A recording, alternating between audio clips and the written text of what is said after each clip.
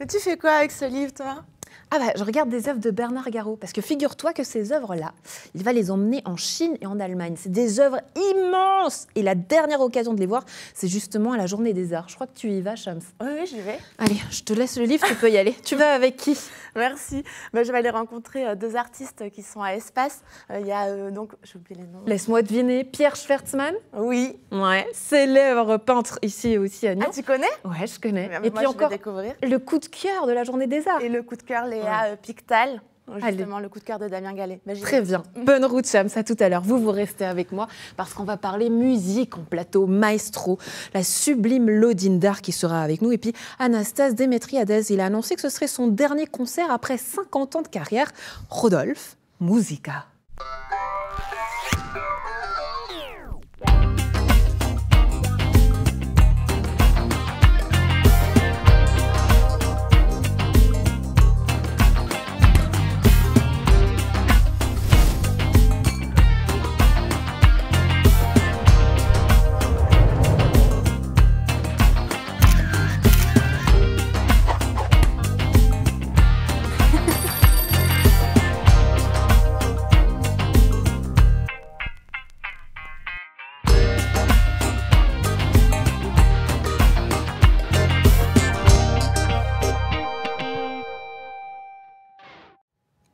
Bonjour, bonjour, bienvenue sur le plateau de Fais voir ta région. Je suis très heureuse de vous retrouver. Aujourd'hui, on célèbre la musique et la passion avec deux artistes de talent sous le signe de la flûte et de la harpe, deux instruments qui font vibrer le cœur et l'âme. Deux instruments, deux musiciens qui seront avec nous sur le plateau. Je vous garde la surprise pour quelques instants. Shams, est-ce que toi tu es arrivé sur place pour nous faire découvrir cette journée des arts ? Oui, je suis à l'Espace à Nyon, à 5 minutes de la gare. Enfin, tu m'en voudras pas, j'ai déposé le livre, il était trop encombrant. Et je suis avec Damien Gallet, le cofondateur de l'événement. Ça va? Ça va bien, merci. Bonjour.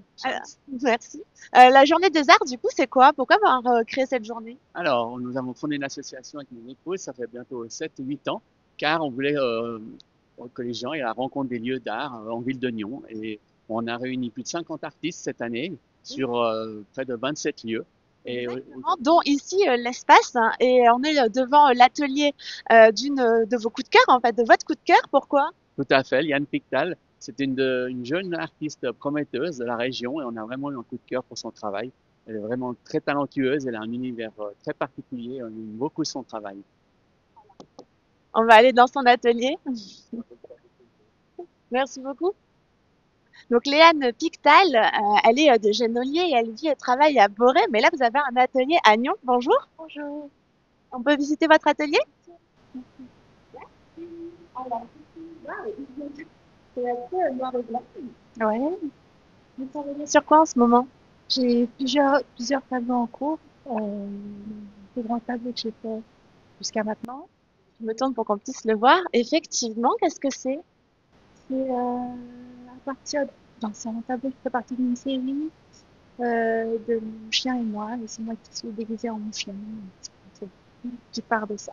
Oui, parce qu'en regardant votre travail, moi, j'ai l'impression qu'on entre un petit peu dans votre intimité à travers votre regard, un peu comme des photos d'un fil Instagram qu'on ne devrait pas voir. Ouais, peut-être. Je sais pas. Ouais, Merci pour cette visite, Shams. À tout à l'heure. On continue en musique. À l'occasion des 50 ans de l'ensemble Kiss Demetriades, plusieurs musiciens se réunissent pour une soirée d'exception. Rendez-vous le 7 novembre au Théâtre de Maran. À Nyon, au centre de cette soirée, un certain Anastase Demetriades. Après 50 ans de carrière, le flûtiste et plus de 1000 concerts, il donnera ce qui sera son dernier concert en tant que flûtiste. Une page qui se tourne, mais quelle belle histoire musicale. Et puis dans cette émission aussi une artiste lumineuse, Lodine Dar, harpiste formée à Genève, à Londres et à Munich. Elle parcourt le monde avec sa harpe, que ce soit en soliste, en musique de chambre ou en orchestre. Le 16 novembre, cette fois-ci, elle sera au château de Coppet dans le cadre des musicales de Coppet pour un concert commenté. J'ai le plaisir de recevoir ces deux artistes aujourd'hui sur le plateau. Bonjour à vous, bienvenue. Prenez place. Bonjour. Anastase, avec la flûte, s'il vous plaît. Bonjour, prenez place, je suis ravie de vous recevoir pour ces deux concerts. Je sais que vous avez discuté tout à l'heure en coulisses. Vous avez déjà trouvé des points communs, j'imagine. La passion pour la musique, même avec une carrière différente, la vôtre bien plus longue. On a pu déjà parler un petit peu de cette passion, oui. Eh oui. Une passion qui s'achève, peut-être pas Non. en tout cas. Non, elle continue toujours intacte. Non, non, la Anastasia. passion, elle ne s'achève pas. Ouais. Qu'est-ce qui vous fait arrêter alors? Oh, écoutez, il y a 3 raisons. La première, c'est un petit problème là, d'arthrose. J'ai parlé avec un ami, mon grand ami d'enfance, qui est chirurgien orthopédiste. Et puis, avec ses paroles Sage. à la grecque, il m'a expliqué, il m'a dit, tu comprends, ça fait 65 ans que tu tortures tes doigts avec ta flûte, ben maintenant ils te le font payer. Voilà, ça c'est une raison. Et deuxième raison, c'est que on a entendu quelquefois chez des artistes, pour des artistes, ah, le concert précédent était meilleur. J'aimerais pas arriver à ça. Et puis troisième raison, c'est un anniversaire 50 ans, jour pour jour. Alors c'est une excellente décision de boucler la boucle comme ça. Oui, une soirée d'anniversaire aussi, c'est une boucle exactement. parfaite. Les vibrations seront là, je suis certaine. Si on revient justement dans le temps, c'était le 7 novembre 1975, jour où vous donnez votre premier concert avec Eva Kiss, Georges Kiss et vous-même à la Maison des Jeunesses et de la Culture à Chambéry en France. Il s'agissait d'ailleurs de votre tout premier véritable concert. Racontez-nous.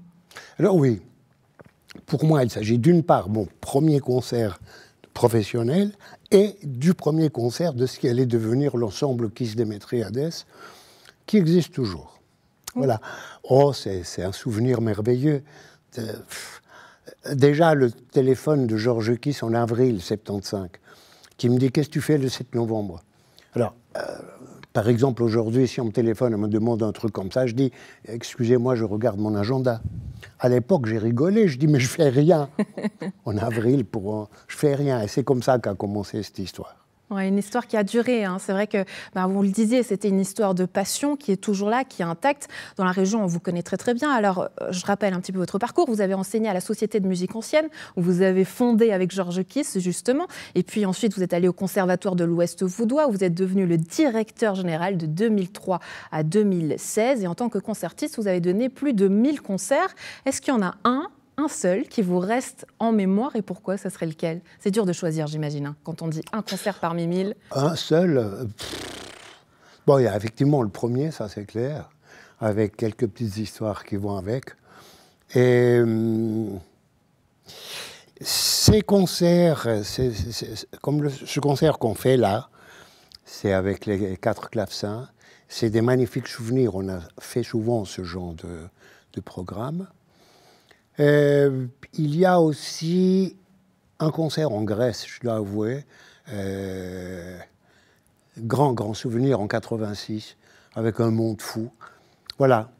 Mais il y en a beaucoup, vous savez. On pourrait écrire quelques pages. Ouais, la Grèce, votre pays. Est-ce que justement, elle a un petit peu donné de l'inspiration à votre musique, à votre instrument et à votre musique? Parce qu'on dit que c'est un instrument qui est ancien. Est-ce qu'aujourd'hui, vous lui avez donné un caractère un peu plus moderne, avec peut-être des origines, et notamment votre pays? Vous voulez dire un peu plus moderne sur l'instrument et sur le répertoire? Alors, d'une part, j'ai quand même touché la musique contemporaine, et notamment la musique grecque. Il y a une très très jolie histoire, je peux. Allez-y. C'est de la musique de Constantinides. C'est un compositeur relativement peu connu. Et parce qu'en parallèle, il y avait un autre compositeur dans les années 50-60, au XXe, qui a fait une énorme carrière dans la chanson variété, etc. Et c'est en 84, à la mort de Constantinides, compositeur plutôt classique de l'école berlinoise, où les gens se sont rendus compte que c'était le même compositeur, qui avait inversé prénom et nom de famille. Yannis Constantinides, Kostas Giannidis. Et il avait fait une double carrière. Et on a enregistré avec Georges, on a enregistré certaines danses de lui. C'est des très très belles choses. Donc j'ai touché aussi la musique contemporaine. Ben voilà. Et ça, c'est peut-être justement un point commun que vous avez, puisque Lodinder, vous aimez bien justement reprendre des chansons que tout le monde connaît, des chansons classiques, et les réadapter à votre sauce avec votre instrument, la harpe. Mais cet instrument, parlez-nous-en. Alors, vous deviez nous prendre une mini-version d'une harpe. Malheureusement, je crois qu'il y a eu un petit accident. Oui, elle est en réparation pour le concert qui aura lieu avec l'ensemble, avec le groupe les Woodies. On va jouer le 7 novembre à 20h au Théâtre de l'Odéon à Villeneuve. Et puis alors ça, c'est un concert très intéressant parce que j'utilise plusieurs harpes. Normalement, moi, je joue principalement de la harpe à pédale. Donc c'est un grand instrument qui fait 1,80 m de hauteur, 40 kg, qui a 7 pédales. Et puis, il y a aussi plein de versions de la harpe. La harpe est un instrument très ancien, tout aussi ancien que la flûte. La harpe, à la base, c'est un arc et une corde, une ou deux ou trois. On retrouve cet instrument dans toutes les cultures. Et il y en a donc plein de déclinaisons. Effectivement, avec les Woodies, j'ai pu explorer un petit peu la harpe celtique et aussi la harpe troubadour, donc, qui est une toute petite harpe avec 27 cordes. Et je la jouerai ce vendredi. Mais justement, pour qu'elle soit prête pour le concert, il fallait qu'elle ait quelques petites... On comprend. On ne vous en voudra pas pour aujourd'hui. Mais la harpe sur toutes ses versions. Mais pourquoi la harpe? Pourquoi avoir choisi cet instrument? Qu'est-ce qui vous a fait vibrer finalement? Justement, le mot, je pense que c'est la vibration. J'ai été écouter un concert. Mes parents étaient musiciens amateurs, ils le sont toujours. Mais quand j'étais toute petite, j'ai été voir un de leurs concerts en orchestre. Et il y avait une harpiste qui m'a fait essayer la harpe. Et je pense qu'il y a vraiment quelque chose de l'ordre de la vibration. C'était donc une grande harpe, 1,80 m, 40 kg. Et en fait, tout ce bois, quand on tire sur les cordes, tout ce bois se met en vibration. Et je pense qu'il y a quelque chose, ça met en vibration notre corps, notre âme peut-être aussi. Et c'est ça qui m'a tout de suite... je suis tombée amoureuse de ce son-là. J'avais 5 ans. Alors évidemment, j'étais toute petite, la harpe toute grande. Mes parents, ils ont dit c'est un peu jeune. Et puis après, on s'est renseigné. Au bout de quelques années, j'ai pu commencer avec cette harpiste-là qui m'a donné des cours pendant quelques années. Puis ensuite, le conservatoire, les écoles supérieures. Mais voilà, c'est un chemin qui continue à évoluer. Oui, il y a une carrière à l'international aussi aujourd'hui parce qu'on vous entend partout, on voit vos vidéos aussi partout sur les réseaux sociaux, vous cartonnez. Vous avez également lancé un podcast sur lequel on reviendra d'ici quelques instants. Mais question à tous les deux, c'est l'instrument qui vous choisit ou c'est vous qui choisissez l'instrument? Vous en pensez quoi? Alors moi, j'ai rien choisi. C'est ma tante qui a choisi. Elle avait amené mon cousin, 2 ans plus âgé que moi, à un cours de flûte. Et elle a vu qu'il y avait des enfants de mon âge. Donc moi, j'avais 4 ans et demi à l'époque. Et elle est venue comme une furie. Elle m'a embarqué. Il se trouve, donc je parle d'Athènes à l'époque. Elle m'a embarqué et c'est comme ça que j'ai commencé. Alors, je peux vous dire que j'aurais pu détester la flûte parce que ce jour-là, j'avais téléphoné à mon cousin pour qu'on joue ensemble. Et il m'avait dit, je ne peux pas, ma maman m'amène à un cours de flûte. Alors, j'aurais pu la détester, la flûte. Ben non, je l'ai adorée. Parce que ma tante m'a embarqué là-bas dedans. Et vous me disiez aussi que la flûte a plusieurs versions. Je ne savais pas du tout et que même ça ne jouait pas aussi bien au fur et à mesure des années parce que peut-être le bois perd en qualité, c'est ça, en souplesse? Alors la flûte, déjà, elle a 8 modèles, en partant de la plus petite, qu'on appelle la flûte d'oiseau, jusqu'à la grosse basse qui mesure 2 mètres. Donc il y a 8 petite flûte, la flûte soprano, alto, ténor, basse, etc., etc. Alors il y a déjà ça. Ensuite, il y a les diapasons différents. C'est le diapason ancien, de l'époque baroque, où c'est un demi-ton au-dessous du diapason actuel, qui même a tendance de monter 440, 442, 44, etc., etc. Nous, on est à 415, donc on est un demi-ton au-dessous. Donc il faut avoir des flûtes en diapason moderne, il faut avoir des flûtes au diapason ancien. Et puis il y a les différents bois. Ça dépend avec qui où vous jouez, avec qui vous jouez. C'est une flûte plus sonore, moins sonore, mais plus chaude là, c'est du buis. Donc finalement, on choisit la flûte selon le lieu, exactement, la composition, l'orchestre avec qui on joue. Exactement, voilà, le répertoire, ça, les conditions, etc., etc. Et puis, effectivement, une flûte, elle a une tendance à, au bout d'un moment, surtout si vous l'avez beaucoup joué, au bout de quelques années, 10 ans, 20 ans, un instrument se fatigue. C'est pas comme un violon qui peut se bonifier avec le temps. On a le même problème avec les harpes. En fait, comme il y a beaucoup de mécanique, pour nous, c'est pas seulement le bois, c'est qu'il y a aussi plein de mécanique en métal, les pédales. C'est des choses qui évoluent différemment. Le bois évolue dans une direction, le métal reste fidèle à lui-même. Et puis, ça crée parfois des tensions et les harpes ont tendance à perdre de la valeur, malheureusement. Et voilà, exactement. Et voilà. On a le même problème. Juste une chose, vous avez parlé des harpes, instruments anciens, antiques même. Est-ce que vous connaissez, il y a une statuette dans l'époque de la civilisation parallèle à la civilisation minoïenne, dans la civilisation des Cyclades. Il y a une magnifique statuette d'un personnage qui joue une harpe. Ah, je ne crois pas que je l'ai déjà vu. Et c'est entre 3000 et 9000 avant Jésus-Christ. Ah, bah ça, c'est super intéressant. C'est extraordinaire. Je vais faire des recherches. La première, en tout cas, vision d'harpe que moi j'ai eue. D'accord. Voilà.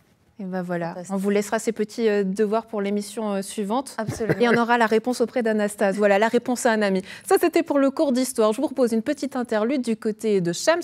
On retourne à cette journée des arts, direction espace, pour visiter cette deuxième atelier d'artistes. En compagnie de qui es-tu? Un certain Pierre Schwertzmann?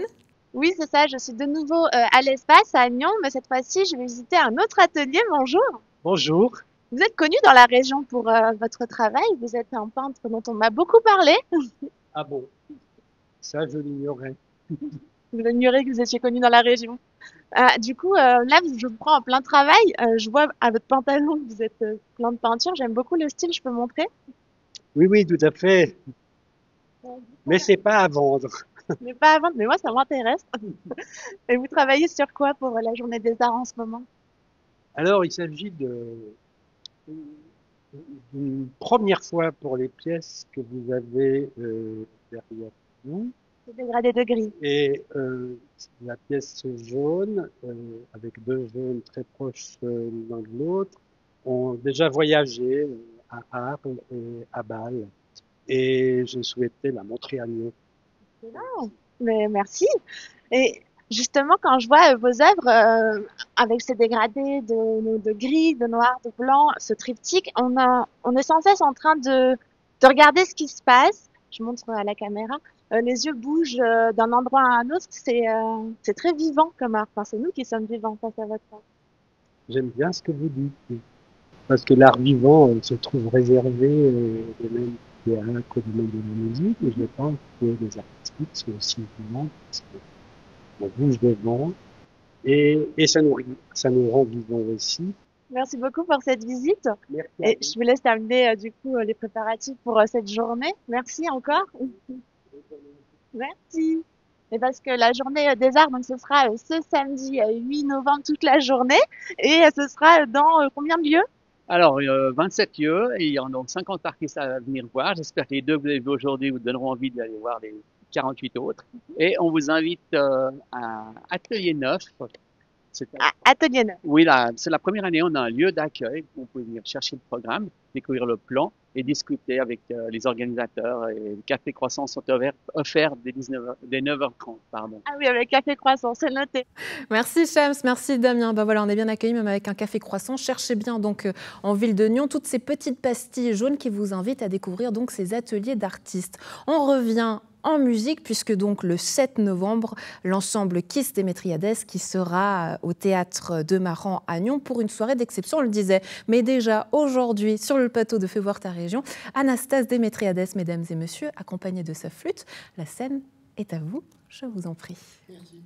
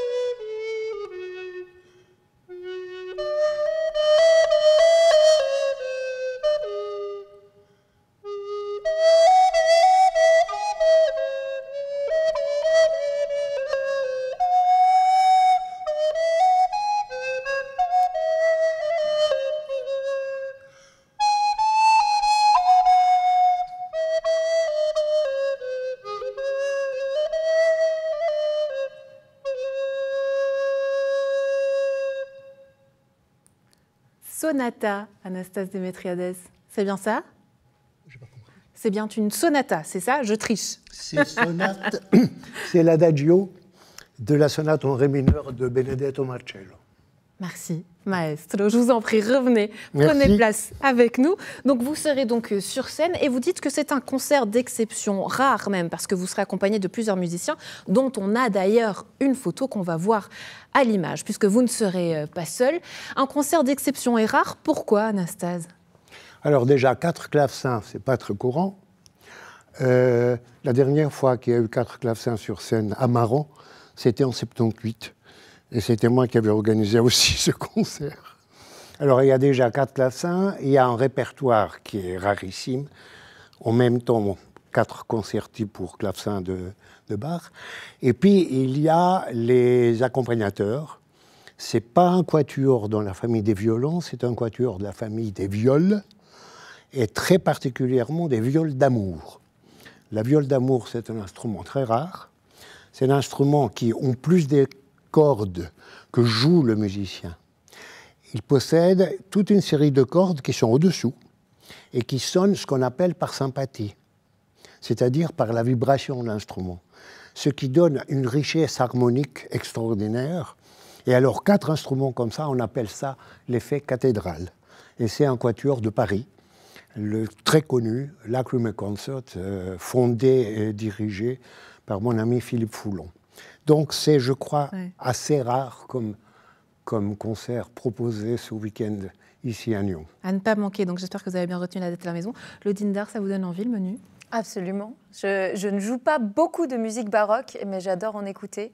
Je n'ai présenté récemment, j'étais animatrice pour un concert, et c'est un univers vraiment fascinant. Je trouve fou à quel point ça a pu traverser les siècles. Je ne sais pas si vous avez écouté récemment la nouvelle chanson de Rosalia, Berghain. Je crois qu'elle met tout le monde d'accord. Hein. Voilà, en fait, la manière dont c'est composé, ça ressemble beaucoup à de la musique baroque, les cordes de l'orchestre qu'elle utilise. Et donc, je trouve ça fantastique qu'il y ait des ponts qui se fassent entre la musique pop d'aujourd'hui, la musique baroque d'il y a des centaines d'années. Ouais, ça peut pas, je vous interromps, mais ça peut paraître une histoire et peut-être une anecdote, cette histoire de Rosalia, mais est-ce qu'elle a fait du bien à la musique classique? Parce que moi, j'ai l'impression qu'aujourd'hui, tout le monde redécouvre l'opéra et la musique classique. Est-ce que vous avez l'impression, parce que vous en parlez, donc je profite de ça, Lodine, parce que ça fait aussi écho à votre podcast que vous avez lancé récemment, Les Reines de la Nuit, où vous donnez la parole aux femmes. Voilà, Rosalia, une femme.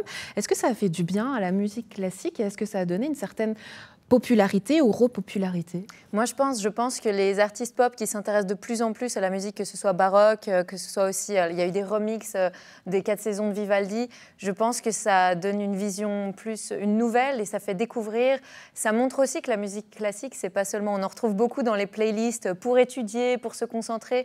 En fait, c'est de la musique vraiment très très riche et de plein de styles. Il y en a qui calment, il y en a qui apaisent, il y en a qui motivent. Je pense qu'on peut aller faire un footing sur certaines symphonies de Bruckner. Donc voilà, je pense que c'est effectivement, ça redynamise un petit peu. Ouais, je propose qu'on rentre un petit peu dans votre univers avec quelques sonorités aussi, quelques vidéos qu'on va choisir ensemble. Je propose qu'on les lance et on les commentera ensemble, plutôt.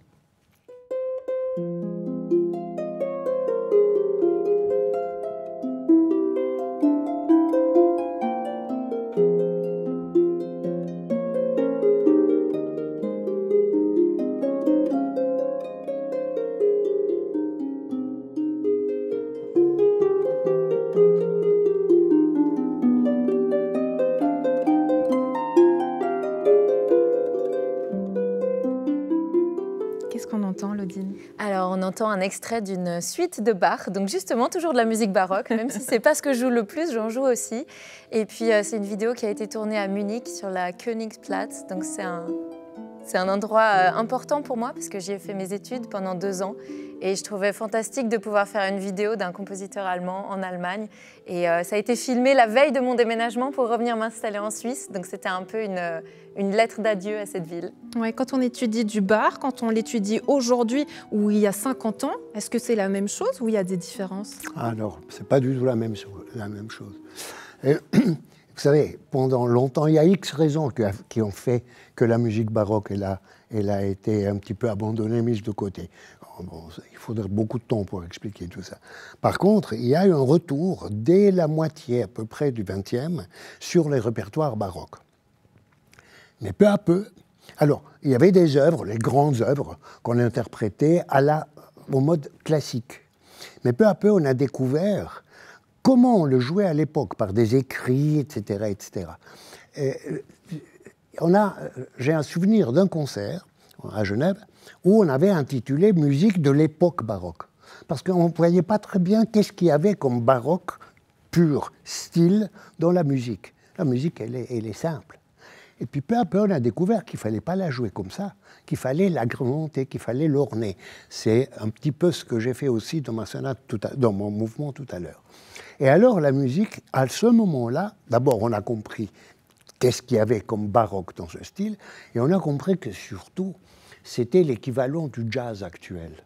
C'est-à-dire qu'on devait improviser sur la musique de l'époque. Le compositeur laissait le choix à son interprète de jouer le canevas qui était le texte, mais à sa propre sauce. Donc ça, c'est permis, même en classique, l'improvisation. Bien sûr, dans certains styles, à certaines époques. Exactement. Exactement. Et c'est, je veux dire aussi, on avait le temps, je vous aurais montré un exemple, etc. Je l'ai fait tout à l'heure. Ouais. Mais c'est ça. Et la musique baroque, notamment, elle est extrêmement vivante et très, très attractive par le fait que, justement, l'interprète doit lui-même apporter sa propre culture, ses propres goûts. Sa propre vibration aussi, sa propre vibration. Voilà. Et c'était une obligation. Et ça, c'est très joliment dit. Un autre extrait, je vous propose qu'on découvre autre chose, une toute autre ambiance.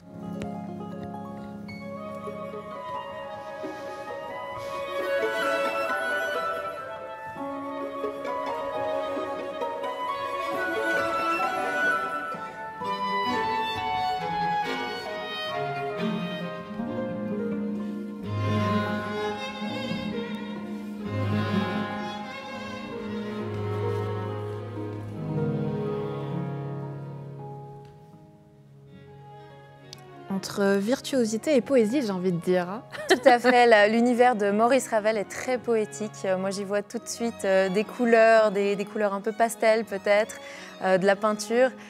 Maurice Ravel a écrit cette pièce, c'est assez intéressant pour en fait faire la promotion de la harpe telle que vous la voyez dans cette vidéo. Donc la harpe qui a 7 pédales qui permettent de faire les altérations, les dièses et les bémols. Et il paraît qu'il l'a écrit en 10 jours avant de partir en vacances et qu'il aurait même oublié la partition, le manuscrit, chez son tailleur, je crois. Donc heureusement, le tailleur n'a pas jeté la partition en se demandant ce que c'était ce bout de papier. Et on a cette magnifique pièce qui est très intéressante parce que d'un côté, c'est comme un peu un petit concerto pour harpe. Donc la harpe a un rôle soliste très important. Et d'un autre côté, ça reste de la musique de chambre. Moi, du coup, j'aime bien la jouer vraiment en demi-cercle comme ça. Certains jouent cette pièce un petit peu la harpe tout devant. Moi, je trouve que c'est beau de vraiment mêler les sons et s'écouter. Et j'ai envoyé ce lien pour qu'on l'écoute ensemble parce que je vais jouer cette pièce aussi le 16 novembre à Coppet. Avec certains des musiciens qui sont là, oui. Un des violonistes sera là aussi. Et sinon, d'autres musiciens aussi très talentueux. Et je pense que c'est vraiment un des bijoux du répertoire. Donc là, pour le coup, beaucoup plus tard que la musique baroque, mais vraiment une pièce fantastique. Oui, un concert commenté, ça c'est quelque chose de très intéressant. Pourquoi? Qu'est-ce que ça apporte de plus, selon vous, le fait qu'on puisse parler autour de la musique, agrémenter? Qu'est-ce que ça apporte de différent de plus? Là, on me l'a vraiment expressément demandé. Après, c'est quelque chose, donc les organisateurs m'ont demandé de le commenter. C'est quelque chose que je fais très volontiers, même quand on ne me le précise pas, parce que je trouve que ça permet de donner quelques clés. Moi, je suis entrée, donc j'avais des parents déjà mélomanes, musiciens, mais d'avoir quelques clés sur une pièce, sur une œuvre, ça permet de la comprendre. Ça permet justement de rendre cette musique un petit peu plus accessible. On peut parfois penser que la musique classique est compliquée. Là, en fait, en quelques mots, on peut juste donner des petites idées, de choses auxquelles faire attention pour les auditeurs et auditrices. Et puis des petites anecdotes sur la composition des pièces, sur l'instrument, le fonctionnement de l'instrument. Donc je pense que ce concert, le 16, sera vraiment l'opportunité pour des gens qui ne connaîtraient pas vraiment la harpe, de découvrir cet instrument. Même des gens qui vont au concert de musique classique, par exemple en orchestre, ils l'entendent à peine parce qu'elle est tout derrière, souvent noyée parmi les sons des violons, des cuivres. Alors que là, c'est vraiment l'opportunité de découvrir cet instrument, d'en connaître un petit peu mieux l'histoire et puis de découvrir son répertoire. Ouais. J'imagine que ça vous parle, Anastasia. Ah non, mais c'est très, très important. D'abord, c'est une chose qu'on fait énormément dans le festival que je dirige en Italie. Et je précise que vendredi, dans l'après-midi, au début de l'après-midi, on fera un concert commenté pour les élèves du collège. Le même concert, mais pour les élèves du collège. Ça crée un lien avec le public. C'est beaucoup plus dynamique que simplement j'arrive, je joue et je pars. Et pour moi, c'est... Bon, ça permet de mieux comprendre la musique aussi, de mieux rentrer dans l'univers. Mettre dans son contexte, expliquer dans son contexte dans quelles conditions cette musique a été créée, etc. Et expliquer les instruments. C'est vraiment beaucoup plus dynamique que... Alors, évidemment, on ne peut pas le faire dans toutes les salles dans le monde. Hein. Il y a des contextes où on ne peut pas le faire. Bien sûr. Mais là où on peut le faire, moi, j'adore faire ça, être en contact avec le public, partager avec le public. J'adhère totalement à votre offre. Je trouve aussi que ça, moi, en tant qu'interprète, ça me permet d'être un peu moins stressée parce que ça brise cette espèce de mur invisible entre où je joue, je dois livrer une performance et les autres reçoivent. Tout à coup, il y a presque un échange. Moi, des fois, je pose des questions, je laisse le public me poser des questions. Et je trouve que ça crée vraiment un moment de partage plus que juste je me présente là, j'envoie du son, eux reçoivent. C'est pas l'artiste inaccessible. Et ça, j'espère que ça vous donnera envie à la maison. On termine avec un dernier extrait parce que le temps file. Quelque chose de très, très différent. Peut-être qu'on peut le commenter avant de voir Laurent dans un univers totalement différent. Réadaptation. Voilà, donc ce sera la reprise avec de Dreams, avec les Woodies. C'était la toute première fois que j'ai collaboré avec ces deux chanteuses pop-folk, qui sont deux sœurs, qui sont super sympas. C'est une collaboration qui a par la suite continué. On a fait un concert aux aubes musicales des Bains des Paquis à Genève cet été, à 6h du matin. Et puis ça, c'était la toute première pièce qu'on a jouée ensemble. On s'est dit, mais qu'est-ce que ça donne si on met de la harpe sur leur voix déjà donc c'est un duo déjà bien établi. Elles ont déjà enregistré plusieurs albums. Elles font des concerts déjà partout. Et puis on s'est dit, qu'est-ce que ça donne? Comment ça mélange les sonorités? Pour moi, ça a été un grand travail parce que j'ai vraiment une éducation très classique dans la musique, donc je lis des partitions, je peux les apprendre par cœur ou pas, mais voilà, là il a fallu réinventer un petit peu ma manière de travailler, apprendre à écouter, à me demander qu'est-ce qui irait bien, et puis au fur et à mesure on a adapté tout un répertoire, on a donc leurs chansons à elles, on a quelques reprises aussi, dont Dreams qu'on va voir maintenant, mais sinon il y a aussi toutes leurs chansons originales qu'elles composent elles, et puis j'y ai rajouté quelques notes de harpe, ce sera notamment le cas, donc on va jouer ça ce vendredi, le 7 novembre. Et puis, il y aura aussi d'autres dates qui vont venir pour 2026. Donc, c'est une collaboration qui continue. Et ça, c'était vraiment la tout premier partage. Allez, on écoute.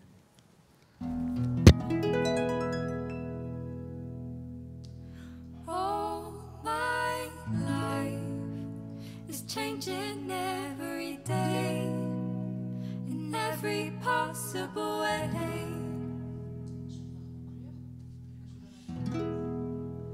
And all my dreams, it's never quite as it seems, never quite as it seems.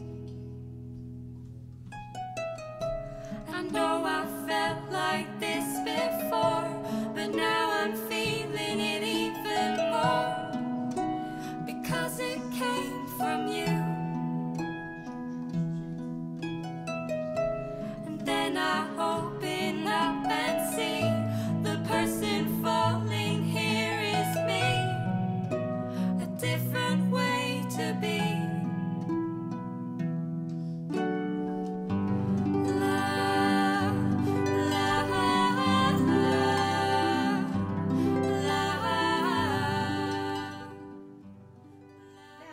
Lodindar, donc à découvrir sur scène le 16 novembre. Elle sera au château de Coppet dans le cadre des musicales de Coppet. L'affiche, elle est là, ça c'est pour le visuel. Donc Lodindar qui sera sur scène au château de Coppet le 16 novembre dans le cadre des musicales de Coppet pour ce concert commenté. Un mot encore pour vous, Lodine, puisqu'on a parlé de ce podcast rapidement. C'était pour mettre à l'honneur les femmes dans la musique classique, mais pas que. Oui, tout à fait. J'ai eu cette idée qui a germé parce que j'ai déjà écouté des podcasts similaires, notamment en Angleterre, en anglais, et j'avais l'impression que dans la région de Genève et environ. Moi, je suis genevoise, mais en Suisse romande, c'est un sujet dont on ne parle pas forcément encore beaucoup. Il y a encore très peu de compositrices qui sont programmées dans les programmes des opéras, des salles de concert. Et puis, je trouvais vraiment intéressant parce que moi, j'ai ces discussions-là quand je rencontre des collègues, on parle des choses qui peuvent nous arriver, des fois en coulisses, des hommes qu'on peut rencontrer, qui ne nous veulent pas toujours que du bien. Ce n'est pas un podcast qui dénonce ou qui parle de choses négatives forcément, mais je trouvais que c'était important que ces voix-là soient entendues. Dans l'histoire de la musique, pendant très longtemps, les femmes ont été complètement mises de côté, même si elles ont joué, composé. Pendant très longtemps, les femmes ne dirigeaient pas d'orchestre. L'Orchestre Philharmonique de Vienne a des femmes en son sein. Mais je vous avoue que moi, tout simplement, et je l'admets, très difficile pour moi de donner le nom d'une compositrice. Voilà, exactement. Moi, c'était mon cas jusqu'à il y a quelques années. Puis là, je me suis renseignée. J'en connais. Il y aura 2 compositrices à mon concert le 16 novembre à Coppet. Donc, venez les découvrir. Voilà, c'était pour rééquilibrer un petit peu. Et puis, ça amène des discussions passionnantes. Je fais un métier qui est souvent assez solitaire. Hein. On travaille beaucoup d'heures tout seul chez nous. Moi, j'adore parler, comme ça peut s'entendre. Et j'ai trouvé que c'était chouette d'avoir ces contacts aussi, des discussions qui, des fois, donc on arrête l'enregistrement et la discussion continue aussi en privé. Donc, c'est des liens que je trouve très importants. Et voilà, donc je vous invite à aller écouter mon podcast qui s'appelle Les Reines de la Nuit. C'est disponible sur Spotify et YouTube. Et il y a un épisode par mois qui sort le 11 de chaque mois. Magnifique. Merci beaucoup, Lodine. Et on le rappelle également, ce rendez-vous ici chez nous, donc 50 ans de l'ensemble Kiss Démétriades. On l'a dit, cette boucle qui se termine pour vous, chère Démétriades, pour cette soirée d'exception, le 7 novembre au Théâtre de Maran à Nyon. J'imagine qu'il reste des billets. Oui. Mais il faut se dépêcher. Qu'est-ce qu'on fait? Il y a 2 possibilités, soit sur Infomaniac Events en mettant la référence clavecin, soit par mail pour réserver association 7.11@bluin.ch. Voilà, tout est dit. Merci beaucoup. J'étais ravie d'échanger avec vous. Donc, la musique de cœur et de passion, j'aurais pu continuer encore pendant des heures. On va se prendre un petit café pour la suite. Ça vous va? Très bien, merci Andrea. Le rendez-vous Un grand merci à vous. est pris. Et pour terminer, on continue avec des dates à ne pas manquer dans la région encore. C'est l'heure de la revue de Shams.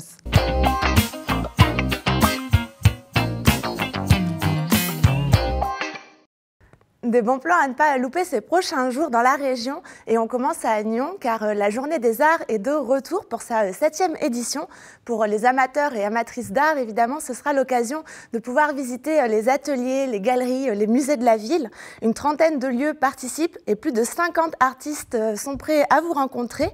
Au programme, il y aura des peintures, de la sculpture, du street art, de l'aquarelle, de la photographie, de la gravure, de la céramique, de la couture. La liste est longue. Il y aura aussi des performances, des projections, des ateliers et des animations un peu partout dans la ville de Nyon. Donc rendez-vous ce 8 novembre de 10h à 18h pour y participer. On continue avec du vin, car le Salon suisse des vigneronnes ou sa contraction divine est de retour à Rolle. Ce sera dès ce vendredi. Vous pourrez ainsi rencontrer des cavistes, des propriétaires de vignes, des œnologues, des viticultrices. Vous l'aurez compris, toutes genrées au féminin. Car l'objectif de ce salon, organisé depuis 2021, c'est de montrer que de plus en plus de femmes en Suisse choisissent le monde du vin par amour du métier ou pour ces raisons de filiation.